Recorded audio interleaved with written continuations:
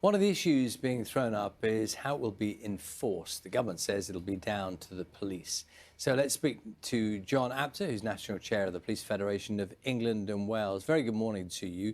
I just want to, first of all, can you give us your outline of how you see the police's role in relation to enforcing these new rules? Good morning.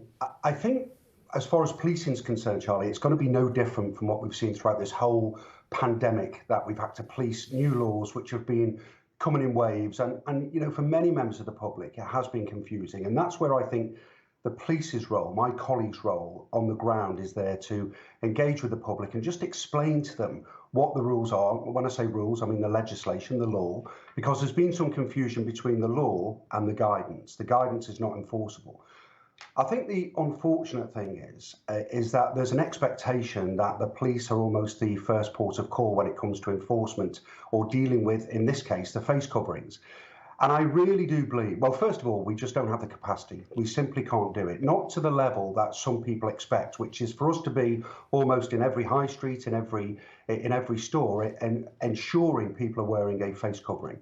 And that's why I've said very, very clearly that the retailers and those who are operating these stores or businesses, that, you know, they also have a responsibility to educate the public, because this is all very new. And the public, you know, some people are scared.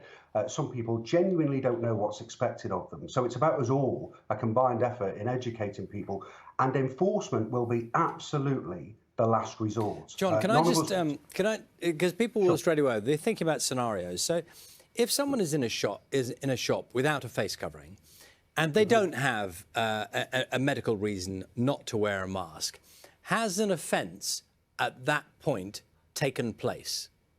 Yeah, potentially, as in failing to wear a face covering without a reason under the legislation. So yes, it could have taken place. Obviously, you'd have to ask questions. Now, what I would say is when people go into stores or these premises, I think stores should put up signs explaining what the rules are. No face covering. You shouldn't be allowed to be in the store. What I completely accept is that we don't want and expect retail staff, who've got a tough job as it is, and you know, I've seen some of the levels of abuse certainly in the early days of this pandemic that they faced, which is completely outrageous.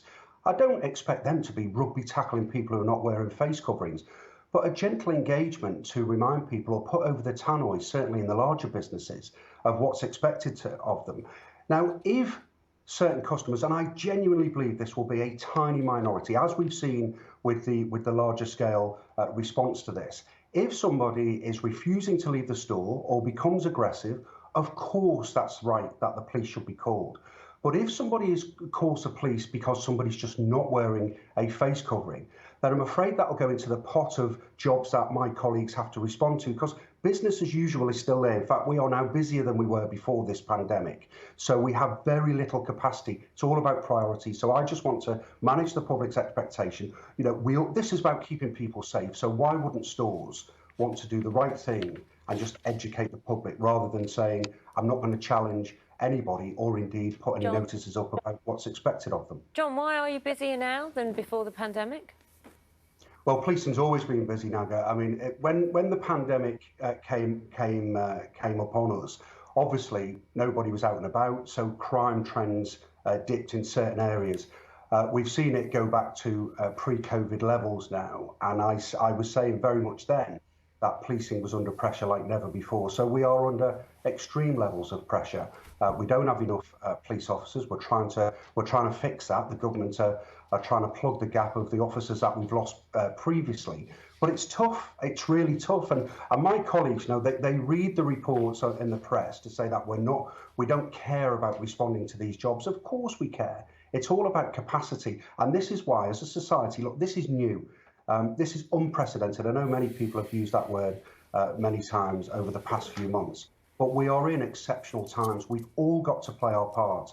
And if that's just about retailers just putting notices on the doors, putting messages on their tannoys, and trying their very best to engage with the public, it makes life easier for all of us. And more importantly, it educates the public and keeps us safer.